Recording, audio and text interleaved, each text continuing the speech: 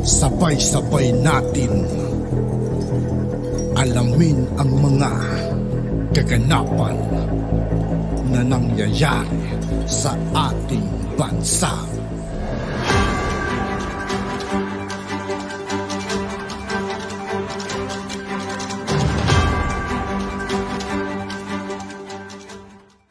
Yo, what's up mga kaibigan? This is I2K po again. Ngayon nandito naman ulit tayo sa channel ni News PH. Dito naman ulit tayo magbibigay ng komento at reaksyon. Kaya samahan nyo ako guys. Let's go! Alam po ninyo, napakaingat po ni Pangulong Duterte dyan at ni Congressman Alvarez. No? Yung sinasabi po, ito po, Representative Jordan Jesus, Governor ni Xavier Jesus, XJ Romualdo. No? Ayon po sa kanila, yung governor pala ay anak nito ni Congressman. Parehong taga Camiguin. No? Ayon po rito kay Congressman na Romualdo, pwede raw po believe that the former President Rodrigo Duterte and Davao del Norte First District Representative Pantaleon Alvarez could be held criminally liable for sedition for their contentious and divisive succession movement. So titignan po natin yan, no? Kaya nga po, medyo mga legal po dapat dito nag-uusap, no? Kung po pwede, yan dapat yung dinidiscuss nitong mga attorney vloggers natin, no? Kung matatawag po bang sedition yung panawagan ni Pangulong Duterte at saka nito ni Congressman Alvarez. Kasi po, alam ko, illegal po nila. Sabi nila, illegal daw nila yung trabaho, no? Possibly, people's, yung permahan po ng mga tao.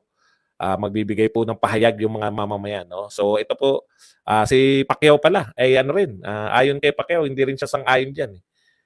Dyan sa separation movement ng Mindanao. Kaya po, maganda po yan, at least pinag-uusapan po ng mga taga Mindanao, no? So mga taga Mindanao po ang dapat mag-usap-usap dyan kung gusto po nila o hindi. Kung ano po yung kinakailangan nila. Iba kasi, yung inciting to sedition, sa pagkakaalam ko, ito po kasi, pagkakaunawa ko yung pahayag ni Pangulong Duterte, dadaanin nila sa legal na paraan. So kung legal yung paraan, paano mo kakasuhan yung kung legal? Pero syempre, dahil hindi naman tayo abogado, titignan po natin yan, no? So subaybayan natin. Pero ako sa tingin ko, dapat lumahok yung mga taga Mindanao dyan sa usapin na yan. Okay? At hindi lang po mga politiko. Tama po yun, no? Hindi dapat mga politiko lamang ang nagpapasya sa ganyang kabigat na panawagan. Kasi kung kaming taga Luzon ang tatanungin, ayaw namin kayo mahiwalay. Kasi ako, selfish reason. Gusto kong maging presidente na susunod, taga Mindanao. Yung babaeng nagngangalang Sara Duterte. Okay? Pag-usapan po natin yung iba pang tweet. Ito po. Sabi po nitong Aleta na may kulay pulang puso. So alam nyo na yan, no? Ito po ay malamang, BBM Sara 2022. Okay. Hindi yata suportado ng mga DDS vloggers si Inday Sara. If she can't even unite her supporters, paano pa ang Pilipinas? Aba, yun pala ang papunta. Doon pala kayo papunta. Doon pala kayo papunta yung rally na yan na tinitira nyo. Hindi raw kayang suportahan ng mga vloggers. Actually, hindi po namin alam. No? Hindi po namin alam kung sino po nag-organize niyang... Ito si Parak, naroon to si Parak. Parak, linawin mo nga, sino ba yung nanawagan na yan na rally? Kasi po, galing kami ng Davao. Kaya po may leaders forum. Yung mga Duterte leaders, no, na naatinan po natin, ay para po sama-sama yung maging pagkilos ng mga Duterte, hindi po watak-watak. Ito po, definitely, hindi po yan kasama doon sa... Kaya kita nyo yung mga personality doon na nakita nyo sa Davao, Baste Duterte, Sara Duterte, eto sila Harry Roque, sila Glenn Chong, yung mga sila Ka Eric, no? Wala po diyan. Ibig sabihin, hindi po kasama yan sa kabuuang plano ng mga leader ng mga Duterte, no? Kaya hindi po pwede na sukatin niyo po diyan yung suporta ni Sara Duterte. Alam ko na parang alam ko na to kung saan patutungo to no? Kaya nga kino-question ko Kung hindi ko kilala itong nananawagan na to, hindi sila vlogger ng Duterte, sino po yung mga nanawagan na yan?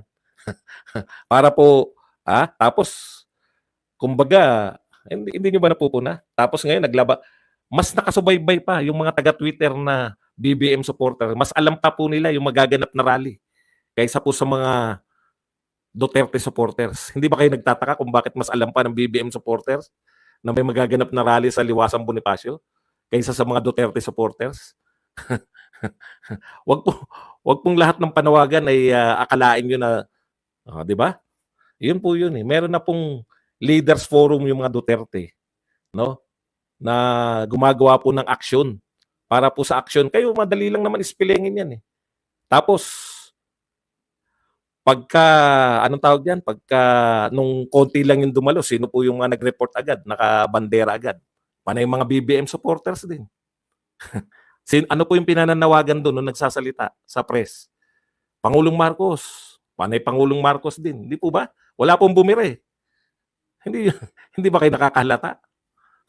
Hindi ko po alam kung ano po yung purpose nung panawagan na yan po ay labas, no? Doon po sa mga leaders ni Sara Duterte. Yan po ang matitiyak natin. Kasi wala po ni isa.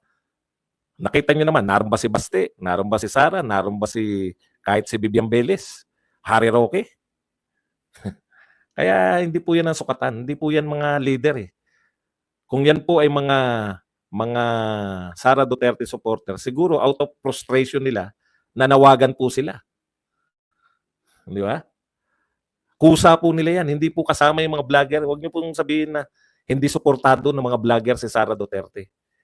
Okay, ito naman po, tweet naman po ni Ramon Tulfo. Ito yung pinakakuya. Si Ramon. Paminsan-minsan eh.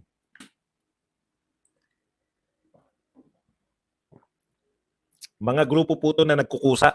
Siguro bad trip na bakit nyo inaapi si Sara. Hindi po, wala akong na kitang sikat na vlogger na nanawagan eh. Okay.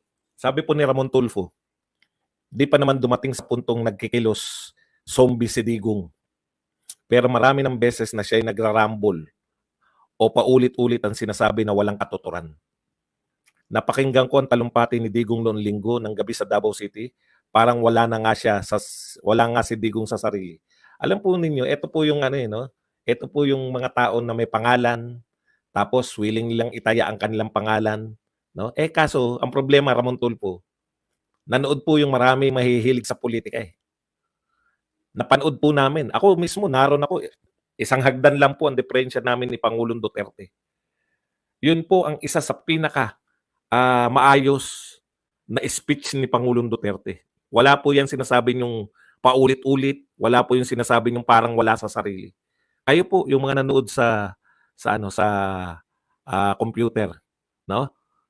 Nakita niyo po ba na si Pangulong Duterte nag-uulit-ulit? Nakita niyo po ba na parang wala siyang sarili?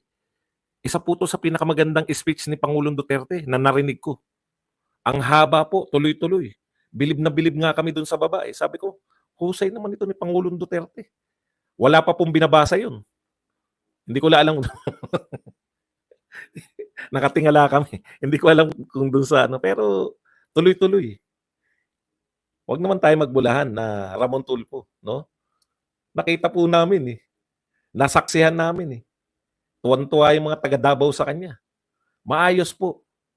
In fairness po. May napapanood talaga ako na si Pangulong Duterte yung pag mga impromptu siguro.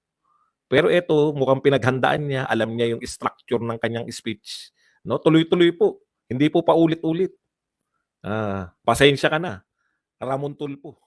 Hindi po ganyan yan. Alam po. At yun nga po mga kaibigan, dito po nagtatapos ang ating reaction video. Muli ako po si I2K ng Sundalo ng Dunggalo. Maraming salamat sa patuloy na pagsuporta. Yeah, peace out.